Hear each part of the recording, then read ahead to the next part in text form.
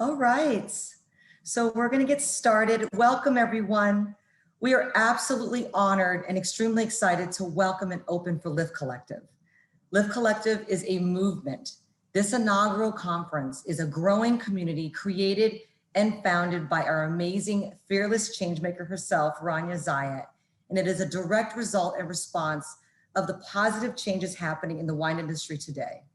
Lift Collective is a multi-channel platform innovating the constructs of the wine world through thoughtful discussions, scholarship opportunities, and mentorship.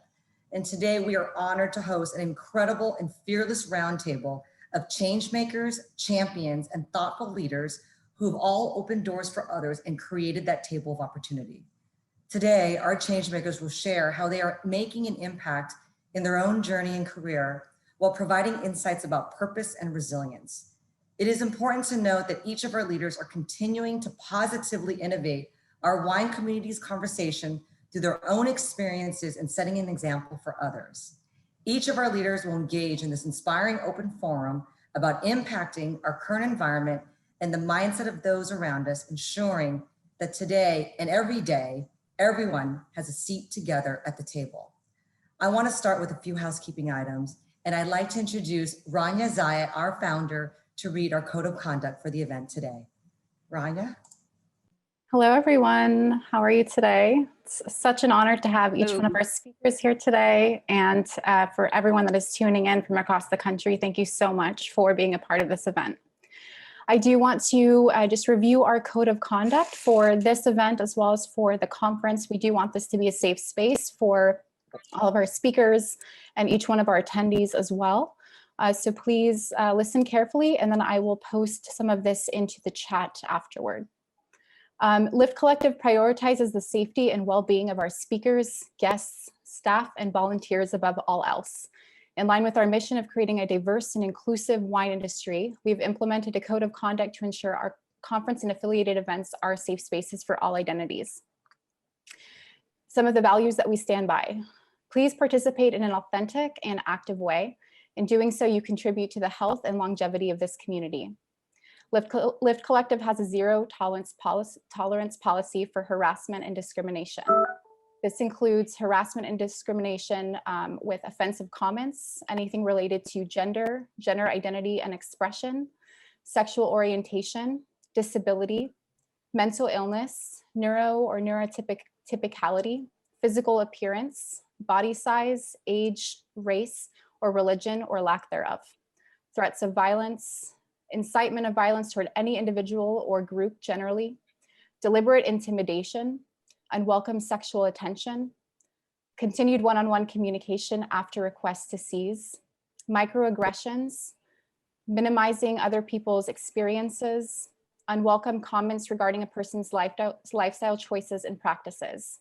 Any violation of this policy will result in immediate and swift removal from the event and all future events hosted by Lift Collective at the discretion of our team.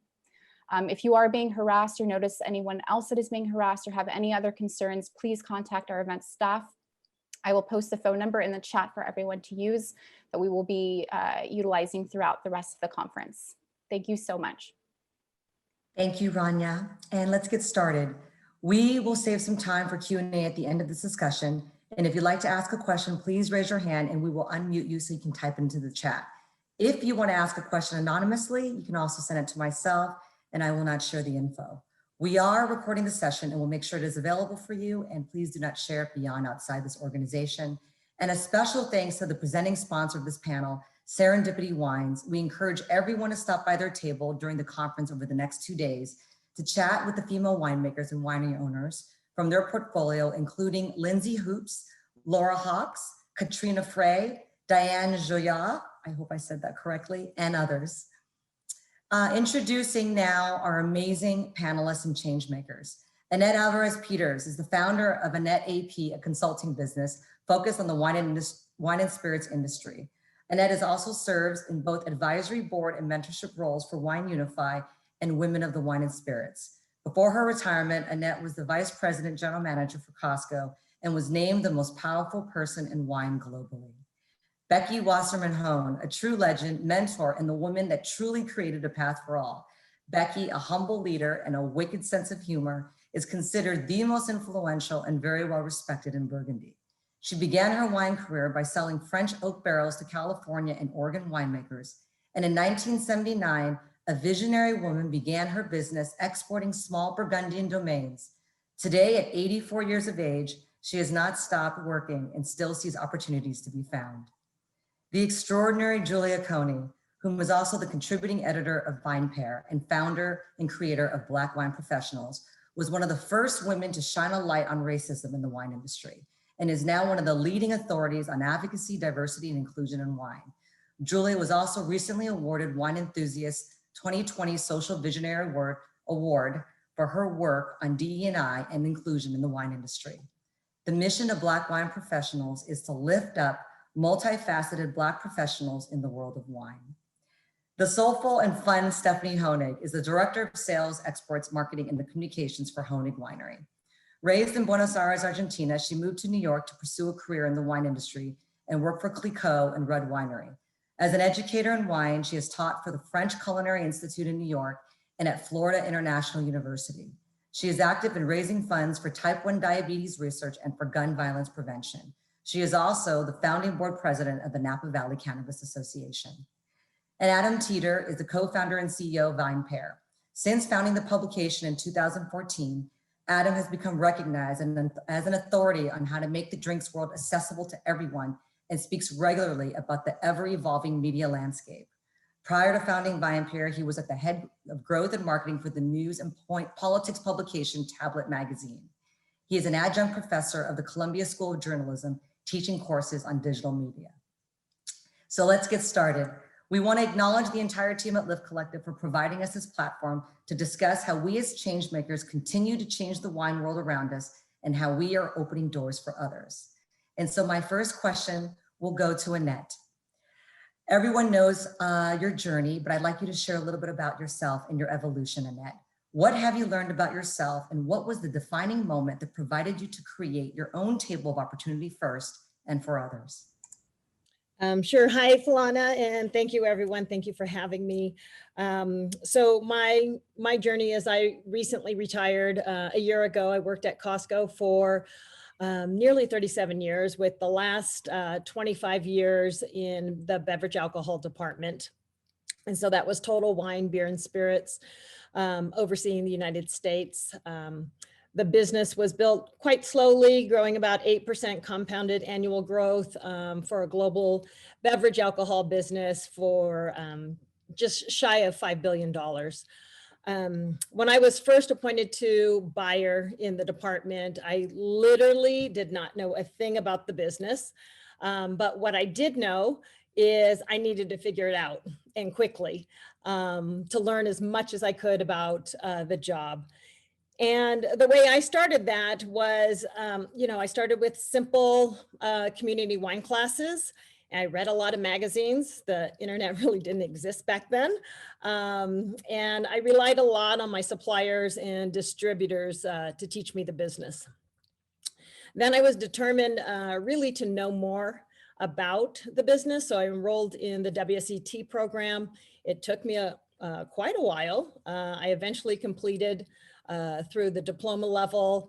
And at the same time, I was enrolled in Society of Wine, and I completed the certification for Certified Wine Educator.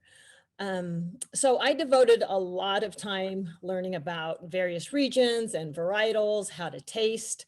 I took advantage of all of those who would give me any ounce of their time to learn. But I also gave up a lot. I didn't have a lot of free time. There were so many years that I missed out on so much with family and friends because I was dedicated to learning. I remember I had a girlfriend who said, I think your tombstone's going to read, Annette was great, but we never saw her because she was always studying. But, if I look back and I think to myself, what did I learn most? I think it was that I was really determined to get a job done. I worked for a corporation. They paid me to do a job. So really, that's what I did. And I knew I needed to learn about the business to do well. And, you know, I got to tell you, it wasn't easy. There were a lot of challenges throughout my career. Many times it was really hard, but again, that's life. And you figure things out and you do what you need to do to move forward. And then I think a defining moment for me was probably when I was promoted in 2005 to an assistant general manager overseeing the United States. And I worked with a team of buyers. So it was always really about doing the right thing for the company. It was never about me. It was about the team and what we did collectively. And really, you know, making sure that I was bringing all of them along, teaching them, traveling with them, making introductions, making sure that all of their voices and opinions were always heard. That's beautiful. I always enjoy, and I know for those of you that know Annette and have had the privilege of being a personal friend of hers, she is not only a hard worker, but she gives it to you straight, which has been one of the most, most important things about friendship. We'll move on to Julia. If you can describe a little bit about your evolution and the defining moment for you. Well, hi, everyone. Glad to be here. Thank you, Rania, and everyone at Lift Collective for this opportunity. My background is I was a legal assistant. So I was introduced wine in my late 20s through Napa Valley Cabernet and Texas barbecue. That is where I learned about wine. That's where I first had wine. I like to say I didn't have that sweet wine, cheap wine intro. I just didn't. I actually that was the first time I had a paradigm shift for me, that wine and food actually went together. And I worked for legal for 20 years before I transitioned after starting a beauty blog in 2006 and became a full-time beauty writer in 2010. So I actually came from beauty into wine. And so for me, moving into wine, one of the things that I really started noticing and was a lot of fun. I met some of the best people, but also just a lot of not a lot of diversity in the industry. But for me, I looked at it like, if I want to forge a path in this industry, I just got to keep pushing, because a lot of industries are hard. A lot of work is hard. But for me, I have met some of the best people of my life through wine and through, the work that a lot of us are on this panel, what we're doing, what we're talking about, these conversations, they have happened over bottles of wine, as I like to say, bottles, let's be real. And so to me, the legal aspect actually just kind of it just made me really think in wine in different terms. And also moving into beauty, I look at wine from a perspective of fragrance and flowers and how they all relate to us as people. One of the hardest things being a wine writer is not being able to wear fragrance when I taste wine. I will always say that's one of the toughest things I have to do. But for me, I still see the beauty in wine the same way I see wine has a form of beauty as well. So for me, I just thank, a gentleman named Bob Scott in Houston, Texas, who I'm still friends with, for pairing that Napa Valley on a summer barbecue.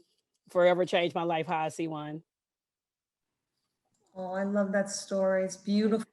And I can see everyone's hungry as well. So that's going to be the next pairing education for sure. So Stephanie Honig, please tell us about your journey in evolution and also your defining moment.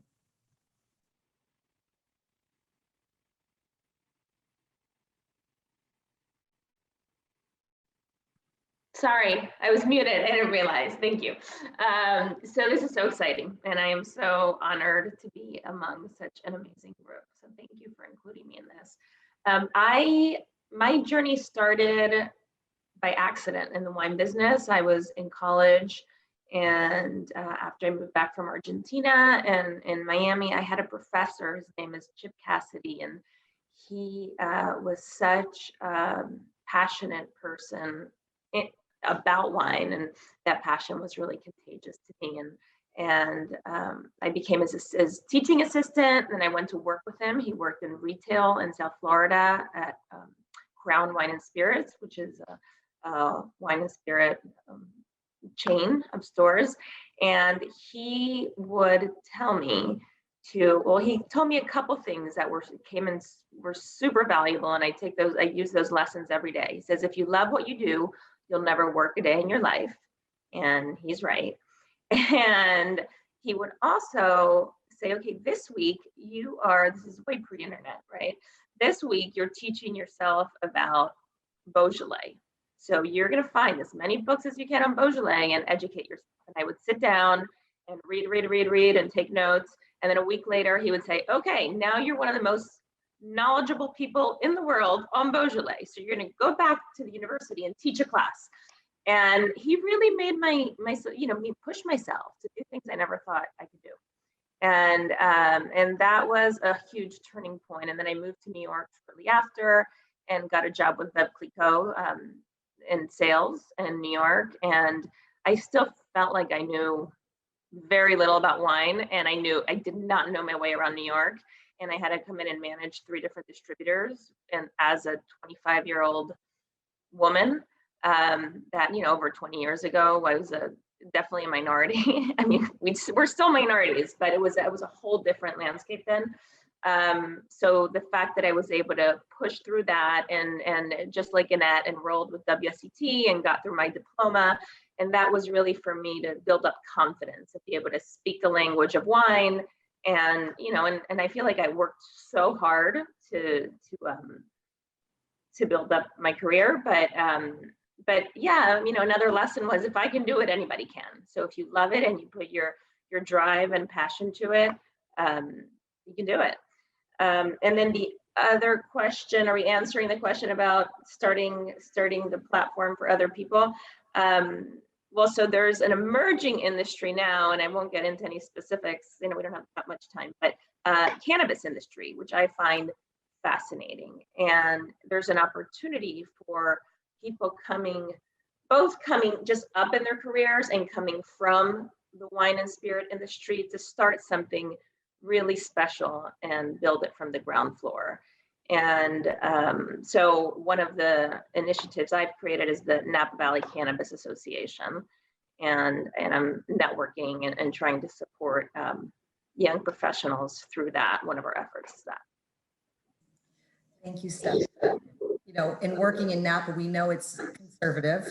And so the fact that she is fearless in charging forward to ensure that cannabis and wine is a comfortable topic to discuss is very admirable. So thank you, Stephanie. Well, but it's okay. We're changing it. We're working on that. Next, Becky, please tell us your story, which I just, if everyone, I'm still looking forward to everyone hearing Becky's story. So Becky, please tell us your evolution and your defining moment. Yes, moved to Burgundy in 1968 with my husband, 2 sons, and my mother.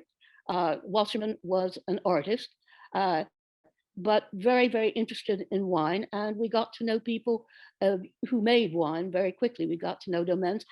I must note that back then, the world was quite innocent. So people who are quite famous today, or the domains, they were less so back then. There was a moment, I was a good cook, and a lot of people came to supper. And then someone said to me, Becky, do you know what I love about you? I said, no, hoping it was my intelligence or something.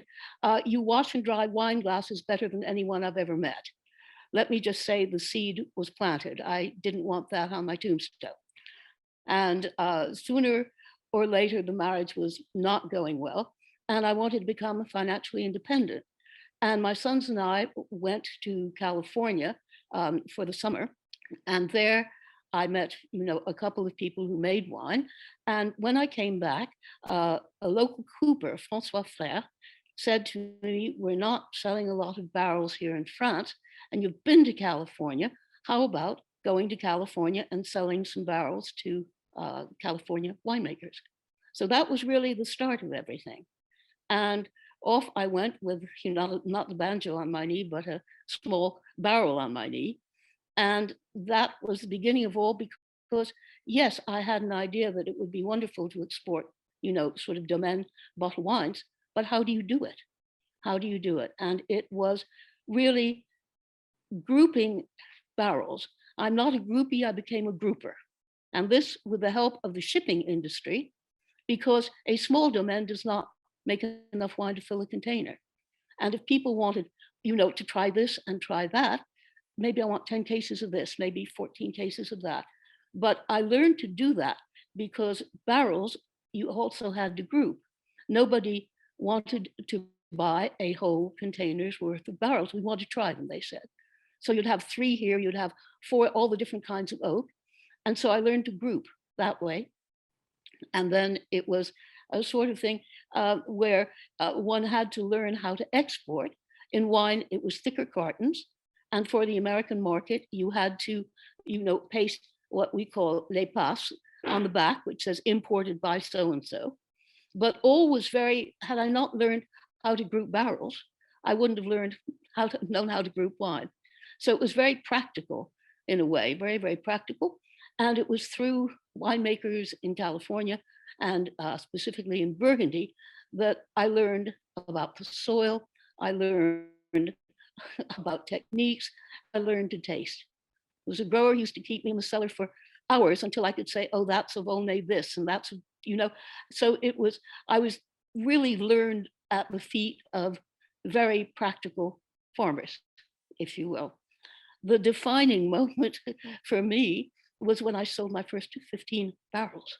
And I remember coming back to the cooperage and saying to Jean-François's father, I've sold 15 barrels. And he said, that's not enough to keep us alive, go back. So it was, it was not particularly easy for, there were very few women at that time. There was Sydney Moore, who was a retailer in Washington, marvelous sommelier in Detroit, Madeline Triffin. We were just very few. And I must say that I didn't see myself as a woman. I saw myself as somebody who wanted to earn a living. And so, there was not, yes, there were experiences that were amusing. And also, I must tell you, there were no computers, there were no faxes. And when a telex, everything had to be done by mail. And when finally we could use the Chamber of Commerce's telex, we later found out the secretary sold the information, around the town, but tant pis, there was a huge, how can I put it? There was an advance in communication, which changed absolutely everything. Am I missing No, that's something? perfect. Thank you, Becky. You're perfect, by the way. Just to let you know you're perfect, Becky. We love you. That's beautiful. Adam, please share your story and also your defining moment. Sure. So my path to wine was also sort of very random. I moved to New York City. I was, dating the woman that is now my wife, and we were living on nonprofit salaries and basically going out to dinner and feeling very intimidated when we would go out to dinner and not know what to order, sort of not feel like we were doing the right thing. And so Naomi said, we need to start a wine club. So we started a wine club and started getting all of our friends together and tasting wine. And the more we kept talking about it, she and I, we kept saying, okay, well, so how are we learning about all of these different wines? And it was Wikipedia, it was talking to people, it was going into shops. We realized that there wasn't a publication we were reading. And this was around the same time as Eater sort of starting to launch and Food 52 and things like that. And so I had a journalism background and we started asking, why was that? And so, there were lots of reasons we could have given for why we weren't reading other publications, but we said, why don't we start something? So I started talking with my co-founder, Josh, and we decided, look, let's create a publication that actually reflects everyone we know and truly reflects the world of beverage. And so that's why we like to say VinePair is not a wine publication, it's a beverage publication, right? Because we also understand that everyone is consuming a lot of things in order to access culture, in order to understand the world, in order to have connections, right? So it's about cocktails, it's about beer, it's about non-alcoholic, right? Coffee.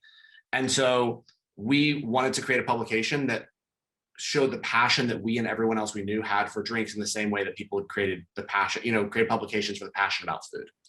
But that not only was about, one group of people and collecting or things like that, but was reflective of the way everyone comes to this space, right? So, we try to create a publication in which we aren't just writing about the top end wines in the world, right? We're writing about everything. We treat everything equally because everyone comes to beverage in a different way, and that we're trying to tell as many different stories as possible because that's what we like to read.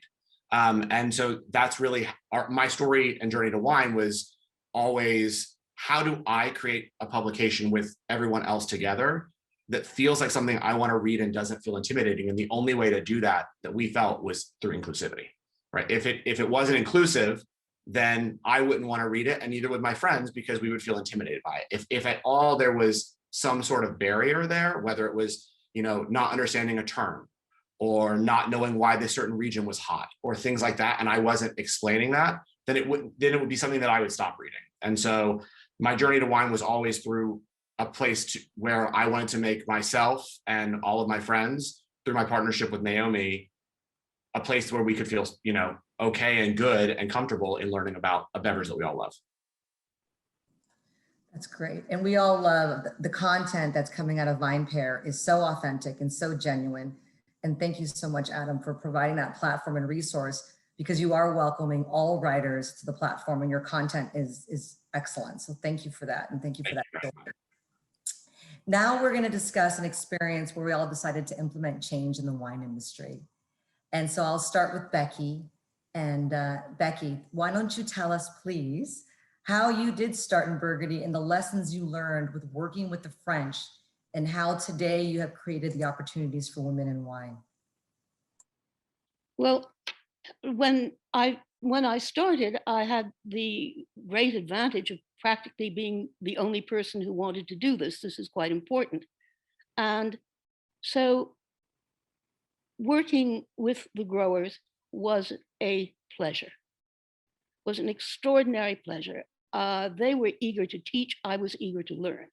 Then I had to take that back with me to the United States and talk in a very different way about wine, not use the flowery adjectives or anything, but doing it through actual tastings, at retailers. Of course, I had to have an importer. And there were a few people who said, yeah, sure. In the beginning, it was people didn't like Pinot Noir. They thought it was a weak, temperamental grape variety. And it was just by doing it over and over again, every city, in a state that imported wine, that it got going. I too, like Annette, believe in a team. And so I must say to you, when I needed people, which was quite often, because you can't do everything all yourself. I mean, teamwork is extremely important. And so I would hire, somebody would come and they looked intelligent, and I'd give them a phone and say, I don't understand what this grower from the Southwest is saying. Please, could you take the phone? You're French, I'm not. And so my team grew that way, made some mistakes, and we went out on our own. We had a few unfortunate partnerships, let me put it that way, and then went out on our own. And then that was that. Going out on your own is high risk. Of course, I had to recapitalize, quite frankly, twice when bankruptcies in the States occurred.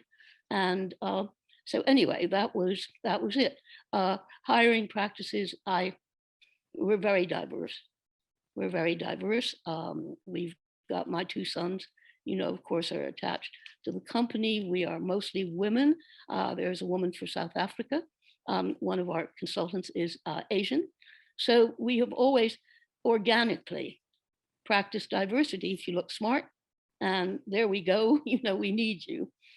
Also, I can't say that people will often say, oh, Burgundy, you must be so rich. But salaries are pretty equitable. Yeah, if you come to work for us for a couple of years, then they're fairly low. But people have been amazed at, particularly when they talk to me, they say, well, I'm on, pension now.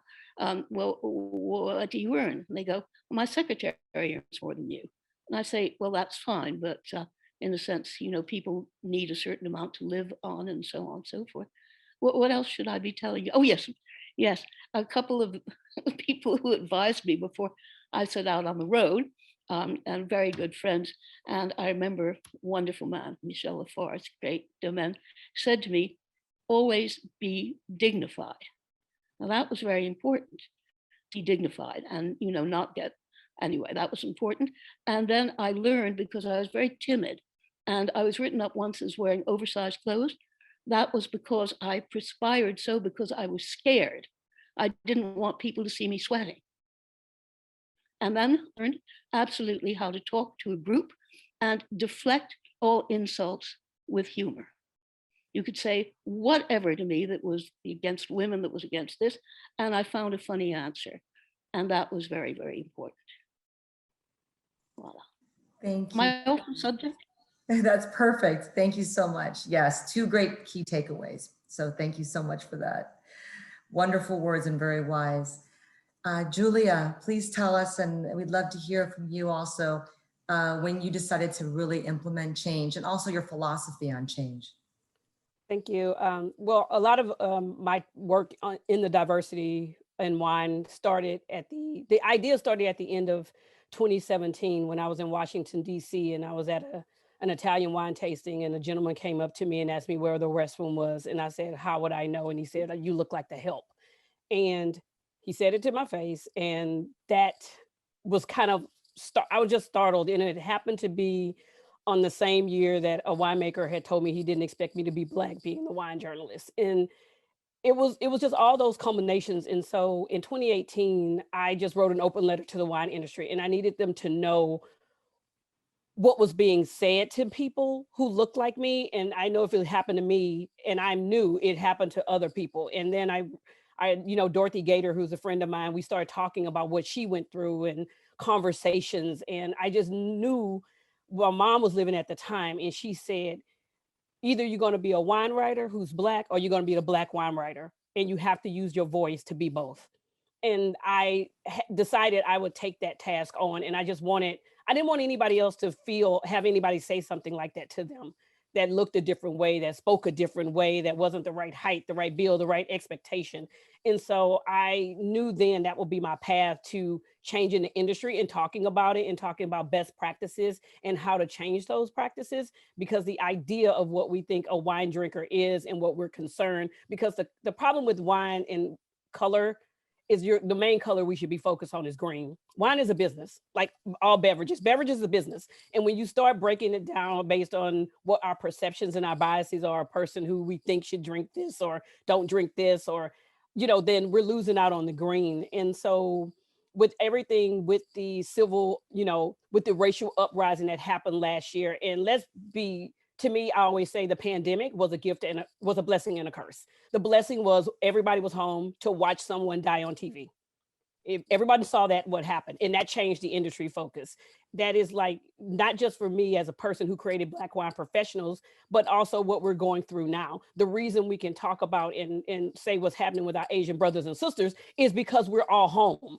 If the world had been continuing at the pace it was on, at the pace I was on, I wasn't home. I was always traveling. I was always gone. I wasn't able to be quiet and center and think how I can help someone else. It was always like chasing the next story and going here. And I think the blessing in that is that brought our industry to a halt in a way we needed to be halted.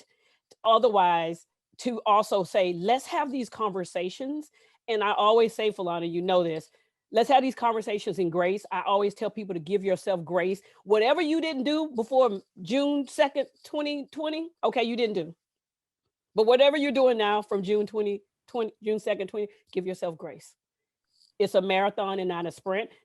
We're having to slowly change the world, and we have to change the world in order to change the industry. And I think sometimes we think if we just change one portion, the work is just bigger than wine. It's our whole collective universe that we're in is going to affect someone who goes on in a position, maybe working in a winery, maybe they decide to leave the business, but they always know that they could come back and this industry will welcome them with open arms. So for me, I always tell people, pack your patience. Act like you're going to go on a long haul flight and you're waiting in line, through TSA. Just pack your patience and know that each step we're making is transformative. Each conversation we're having is transformative. It may not be because right now, you can order a pizza, you can have, something delivered to your house in 24 hours. You can have your food delivered in 2 hours. This isn't that. This is lifelong change. You have to put in the work every single day. The only way it stops for you is when you're no longer living and breathing on the planet. So diversity is a lifelong thing. It's going to take time. Give yourself patience. Also, when you need to rest. I know, Philana, you tell me this all the time. How do you do it? And I always say a lot of Beyonce. And then somebody like Elaine will tell me to go drink more water and go lay down. Okay, I do them all. So I will say for everyone that's listening, and you're on this conference to hear this for a reason. We're all on this panel to hear this for a reason. I mean, if we think of like the major publications, I'm a contributing editor at VinePair. There's only myself and Dorothy on the masthead of 2 digital publications. I mean, why is that? And we all have all these wine publications. That means we got to change that. So, I mean, bravo to like everybody that's doing that and doing some work, and it's not easy. I mean, if I haven't texted you back or emailed you back or DM'd you back, just know, charge it to my head and not my heart. Is just, there's a lot of moving parts, and those parts sometimes move fast, but a lot of times they move slow. And also there is grace for those who seek it. That's why you're our champion, Julia. Thank you. It's beautiful. I want to take a moment and really take that in. It means a lot. And to hear you speak, I've now worked with you on a few, and just throughout the year, and you amaze me every time, and also this audience. So thank you so much. Stephanie, about implementing change. Stephanie lives in Napa Valley, so she's surrounded by a very conservative thinking. Stephanie, why don't you tell us how you're implementing change and your thoughts around that? Thank you. And can I just say, those are 2 very inspiring speeches or presentations. And Becky, I especially loved when you said humor. Humor, humor cheers everything, and I agree with that. So we're all, we all might have different views on things, or we might disagree, but we're all human, and we all want the best for, humanity, for our regions, for our industry. So yeah, at the end of the day, we're all human, and we all need to laugh. So as Philana said, I live in the Napa Valley. When I moved here in 2006, it felt like I was moving from New York City. It was a really hard transition from New York City, I must say, but it felt like I was moving to a little slice of heaven, and both in, how beautiful this place is, how magical the wines are, how connected the community is, how much camaraderie there is in the industry was really, really magical. And people have worked here for 150 years, and including ourselves, the Honigs. We're a 3rd generation wine growing and winemaking family. And my husband's been running the business for 38 years. So we've all worked very, very hard to build up the Napa Valley name for wine. And we've also been very fortunate in the Napa Valley, because we've had double-digit growth for almost 30 years. So it's been the industry's been very successful. Now, looking forward, I have seen this, I see things changing. So we have a millennial issue. We have, our customers are mostly baby boomers, some Gen Xers, but we don't have millennials and Gen Z coming up here. Cannabis is an agricultural product, is part of this younger generation's lifestyle. And I'm saying younger generation, but millennials are already in their 40s. So if we're not looking at behaviors and patterns of what's coming, we're going to be in trouble. Because, and I'm not saying shifting what I'm doing, we make some of the best wines in the world here, and we can make some of the best cannabis in the world also. And the idea is really to model what we're doing with wine, with cannabis, what we're doing with wine. So we only produce 4% of the wine in California, in the Napa Valley. If we can make 1 or 2% of the cannabis, grow that in the Napa Valley, then we can really sell some of the best expression of the soil and target to that demographic. So change is hard. A lot of people, I think there's a lot of fear and a lot of unknown. The way we're presenting it is really removing a lot of those barriers and fears, to the point that you could even drive up, for those that are familiar with the area, Highway 29 or Silverado Trail, and not even know it's here. Very small grows, limited to 100 acres for the whole county, in a county that grows over 50,000 acres of grapes. So really not even a rounding number, right? It's almost like a pilot program to see if it's working. No structures, working very sustainably, just like we do with the wine. And benefiting the community. I mean, this was needed pre-COVID, post-COVID. It's like we can't rely on a monoculture, and we need more jobs, and we need more tax revenue, and we need to just market Napa Valley to new consumers too. So anyway, so it's been an upward battle, and we all know where that industry is going. It's just taking longer than I'd hoped. And a lot of people that support the work I'm doing are concerned about speaking up because they're concerned about the whole licensing issue with alcohol and cannabis. So the louder voices, although they are a minority, are the people that are against it or worried or don't want to see change. So it's been a big challenge, but the reality is the more I hear no, the more I want to do it, right? It's like, it gives me strength. And that's what, if you feel, and that's what I, just want to share as a learning thing for me is, well, obviously you want to fix something if it's not broken, but if you really believe in something, just, it's better to be sorry for something you did than for something you didn't do. So just, go for it. And hopefully, we'll be on the right side of the equation in time. So. Thank you, Stephanie. Thank you. Appreciate it. And everything you're doing, especially for that initiative in Napa Valley. Our next question is going to be with Adam. Adam, tell us about the initiatives that you're building within VinePair and building your own business to reflect a diverse culture.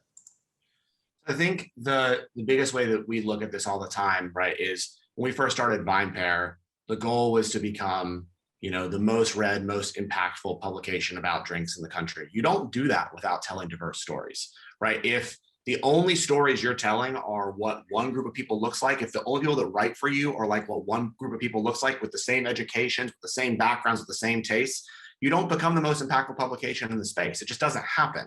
And so from the very beginning for us, it was how do we make sure that we have a big enough tent that we can tell all these stories? And like the editorial team that Julia is a member of, right? We work really, really hard with lots of writers from tons of different backgrounds, because also what's a problem in media is it's really hard to get that first clip, really hard.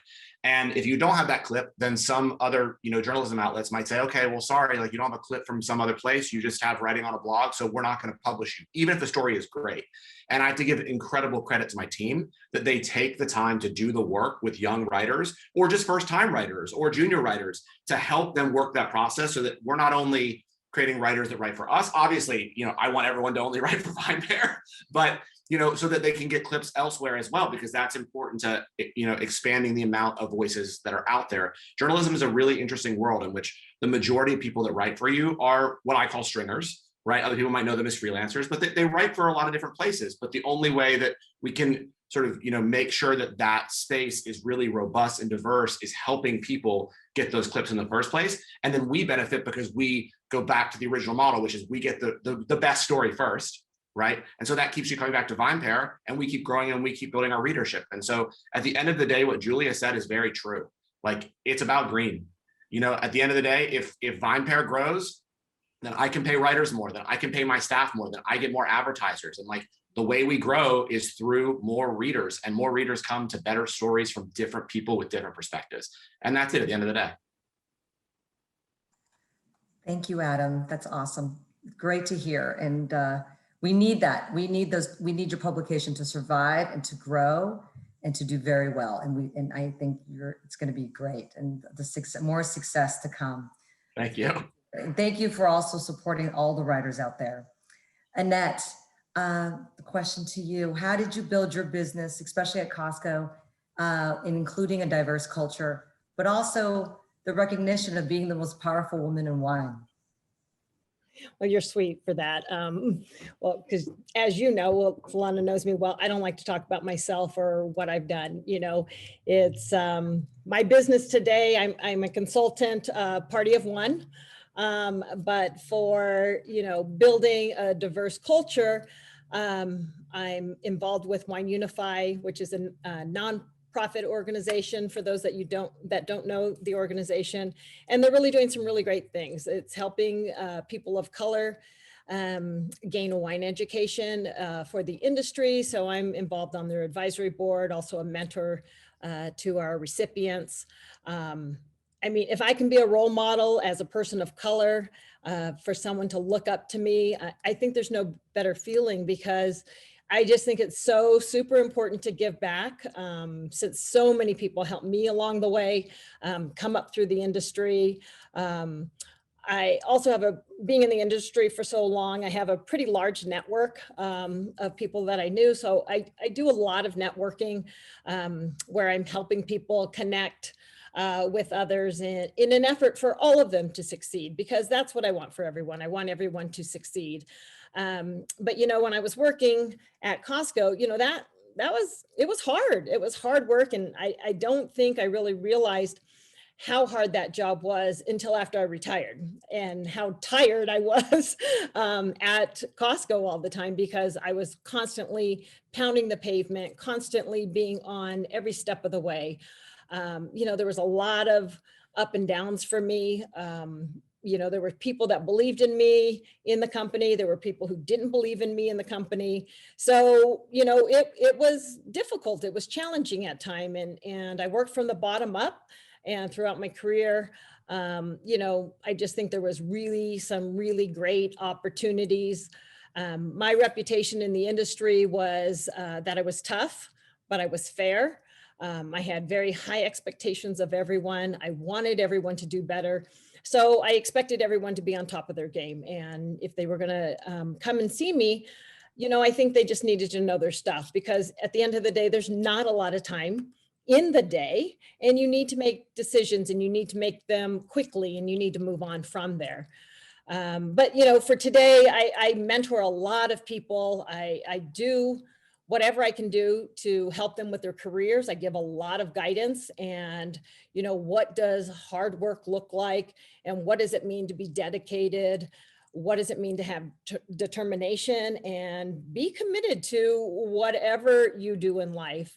You know, if I'm to give any advice to some of the peeps, it would be really to surround yourself with great people that are going to bring out the best in you. Help each other be better than the day before. Continue to do what others think you're capable of doing, and then do more. And really always work towards your goals and love what you do. I think Stephanie said that as well. You've got to love what you do. And from there, you're always going to be successful. Thank you so much, Annette. Great advice always. By the way, this discussion is going so well, and we're running out of time, but I want to make sure we capture a couple questions. We do have a question that came for Stephanie. What is being done to empower BIPOC into the cannabis space, a space that has been previously led to mass incarceration of Black and brown bodies and is now predominantly white? So because it is a new industry, we have incredible opportunity. So, I mean, on all these committees and boards I'm on, I mean, we're constantly working on creating an industry of diversity, equity, and inclusion. So unlike the wine industry that, you know, is a mature industry and was formed at a different time, now we have the opportunity to really shape it very differently. And it's a huge part of the conversation when we talk about legislation and executives and C-suites and cultivation. I mean, it's very important on how we build this so that it's built right. Thank you, Stephanie. And I know, you know, early on, the Napa Valley Cannabis Association is new. So soon, and we all have to come together, because this is important to be transparent, is we still need to build initiatives and create programs to ensure that we protect the BIPOC communities, and that it is that it is fair to all. And a lot about cannabis is about being fair as well. And there's I think, a bad perception and unfair treatment to those that are connected to cannabis, and that's important. So we also need to continue to make sure we ensure those programs are successful. I'd like to. So I have a comment for Stephanie, and I don't know the name of it, is escaping me, but I want to say in the state of California, there's an initiative to help get the sentences lowered for people who've been convicted on cannabis charges for like minor, like maybe, I don't know the name, but I know if you Google it, because a lot of states, I know they're doing it in like Maryland and DC and like different places to reduce sentences of people who were caught with like a less amount of cannabis. So it may be something that your organization can like look into to kind of help when you're talking about the legislation of that. Oh, for sure, for sure. And as more and more markets, no, thank you for that. But as more markets become decriminalized, it's just terrible, right? To look back and see this industry that is now flourishing and clean and has all these health and wellness benefits and is provided for broad consumption that cause so much hardship on everybody, but especially on minorities. So it's no, 100. Yes, I agree, 100%. I have a question for, in fact, let me just, oh yeah, here's another one we have. And this is, are you seeing greater progress as the younger generations have greater presence within the core of our industry? Anyone want to take that question? I think Yes. so.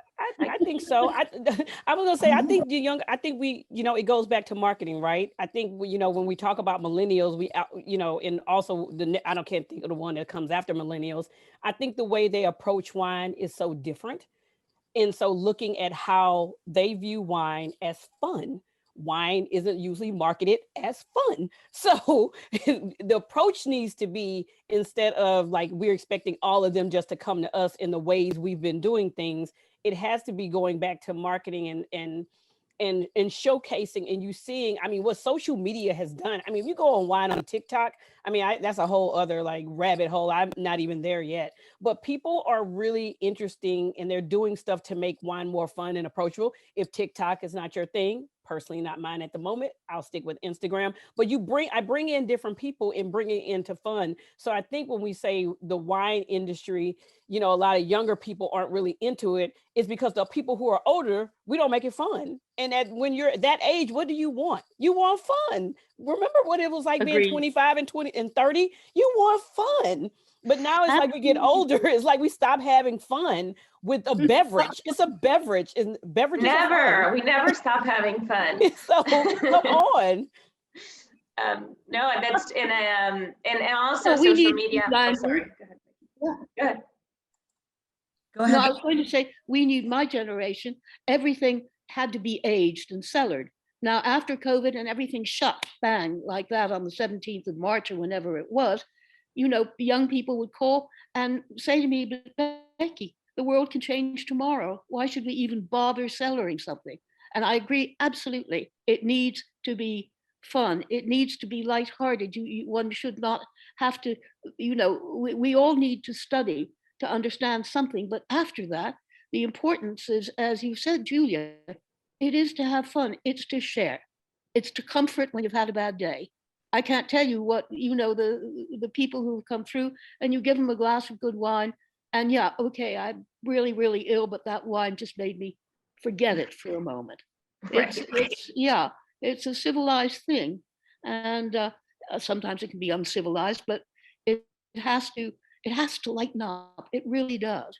It really, really does. And these things, that are being done now, we have two youngsters on the staff, 30-year-olds, and they just bring life into the company. They just bring life into it. I have one more question. Thank you so much, Becky. I can listen to everyone all day, by the way. This has been so beautiful, this conversation. Adam, I think this is important also for our audience. You're in the publishing industry, and news has changed the way we tell stories and highlight change in our industry. So to end, appropriately, and also key takeaways, with VinePair making a difference in how we incorporate change in our business, your leadership direction, and your message to all publications out there. I think it's, the biggest message we can share is you need to tell everyone's perspective. You need to have diverse voices. That's the most important thing possible. And you need to focus on great stories. And so if that means that, you know, the person who is working on the floor is the person to tell that story, and you need to do the work to work with that person to get that story out there, then that's what needs to happen. You know, there's not one group of people that has the right to be writers, right? Everyone has a right to tell their story and to be out there. And I think it's imperative amongst other publications, including us, to allow those people to have their voices, to help them craft those voices so that those stories are, you know, engaging for people to read. And it's, you know, to continue to, like Julia says, make sure we're also having fun, right? That we're creating content that is fun to read, that is accessible. Our goal in what we publish is to hopefully give you a perspective on something else that's not related to the exact subject that we wrote about, right? That's what those are my favorite things to read, right? When I read a story on another publication about the business of fashion, but I also learn about French culture, like that is amazing to me. And so that's what we want to do with VinePair, and I would challenge other publications to do that as well, especially when it comes to wine. Like, wine is so amazing when it comes to the stories and the way that we can change our perspective on the world. It doesn't just have to be about soil and fermentation time and how long it was aged in the barrel and the price and the rating and how long you should cellar it. Because as Becky said too, like, none of our readers have cellars. They live in cities. They might have a rack on their counter. Like, they want to drink great wine now, and they want to drink great wine that also takes them to Sicily for the day, or helps them experience, you know, South Africa or another place. And so having that perspective and not taking it all so seriously, I think is really important. And then being serious about the stories that we need to be serious about.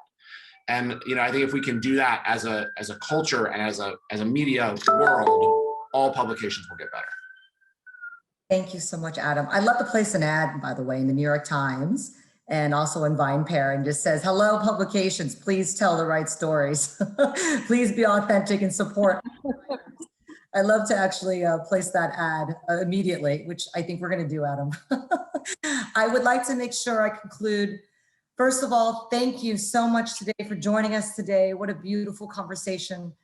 We greatly appreciate Serendipity Wines for supporting Lift Collective and presenting this conversation. And of course, are grateful for the time that everyone took in learning about everyone's journeys today. And we are also left inspired in how we can continue to change, and also continue to open doors for others. Thank you again all so much. It's been a great pleasure and honor to be with you today. Thank you.